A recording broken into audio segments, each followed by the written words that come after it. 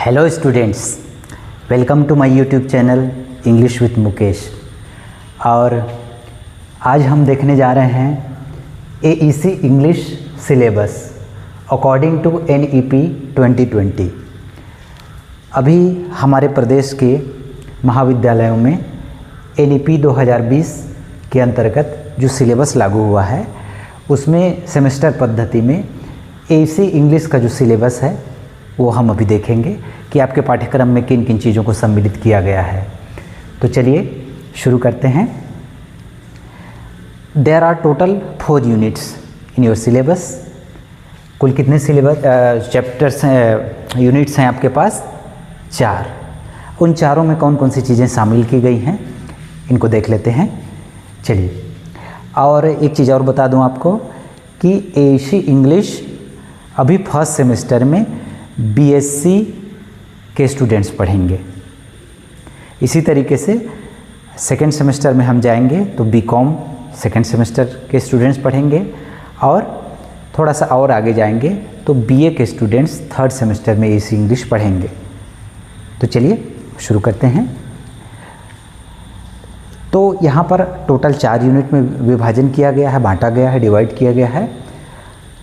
Unit first जो है वो पूरा प्रोज है, प्रोज कहानी, गद्य। तो इसमें सबसे पहली चीज़ है दर्शना ढोलकिया जी ने लिखा है, और इसका जो टाइटल है कहानी का, आर्टिकल का, वो है बा my mother a person a women. बा का अर्थ होता है गुजराती में माँ, और चूंकि इसको मूल रूप से गुजराती में लिखा गया था इस कहानी को, इसलिए ये वर्ड है बा। बा का अर्थ होता है माँ। तो उन्होंने अपनी माँ के बारे में बताया है इस कहानी में। चैप्टर 2 है वो उसको लिखा है अनीता देसाई ने, और इसका जो टाइटल है वो है अ डिवोटेड सन। डिवोटेड का अर्थ होता है समर्पित, एक समर्पित बेटा या पुत्र। इसी में प्रोज के यूनिट फर्स्ट में प्रोज के अंतर्गत जो थर्ड चैप्टर है उसको लिखा है रविंद्रनाथ टैगोर ने, और इसका टाइटल है, इसका शीर्षक है द होम कमिंग। चलिए आते हैं यूनिट नंबर 2 पोइट्री। इसमें 2 कविताओं को शामिल किया गया है। There are 2 poems.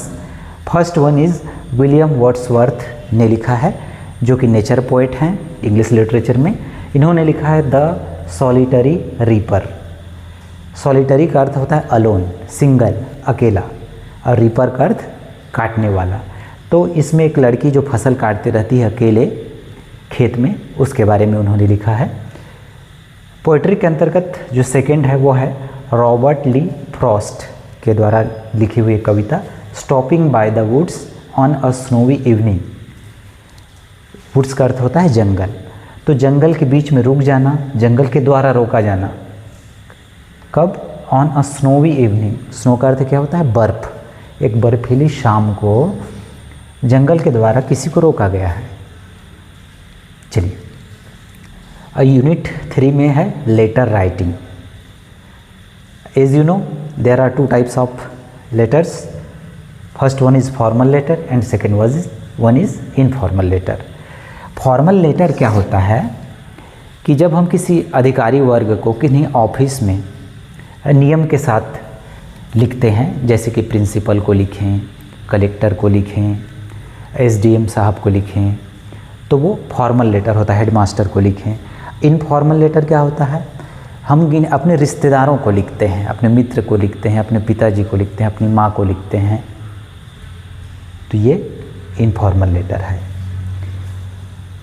इसी में आता है आपका कंपोजिशन, डिस्क्राइबिंग अ प्लेस और पर्सन। डिस्क्राइब का अर्थ क्या होता है? विवरण देना, जानकारी देना। तो हमें किसी भी एक स्थान के बारे में या किसी एक व्यक्ति के बारे में डिस्क्राइब करना है, कुछ पेजेस लिखने हैं, कुछ वाक्यों में लिखने हैं। अगला है writing a biographical sketch. Biography का अर्थ क्या होता है? जीवनी। किसी भी व्यक्ति के जीवन के मुख्य घटनाओं को जब बताया जाता है तो वो बायोग्राफी होती है। तो किन्हीं भी एक व्यक्ति के, किसी भी एक इंसान का बायोग्राफी लिखना है कम शब्दों में।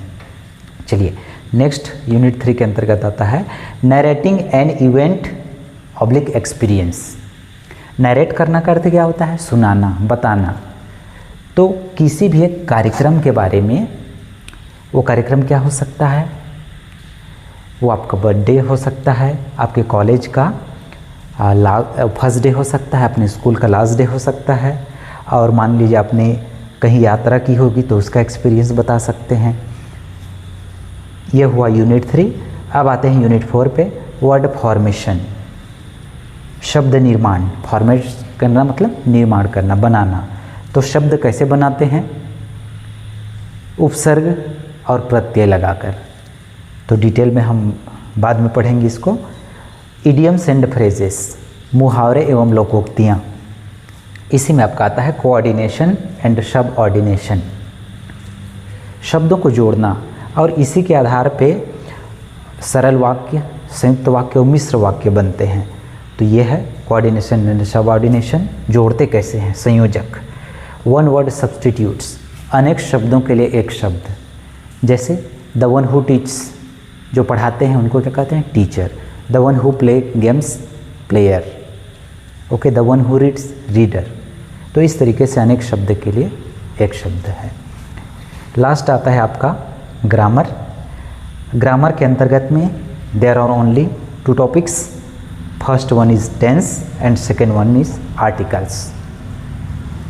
तो ये एसी इंग्लिश का पूरा सिलेबस है, और ये वीडियो आपको पसंद आई होगी तो हमारे चैनल को सब्सक्राइब करें, वीडियो को लाइक करें और अपने साथी स्टूडेंट्स को शेयर करें।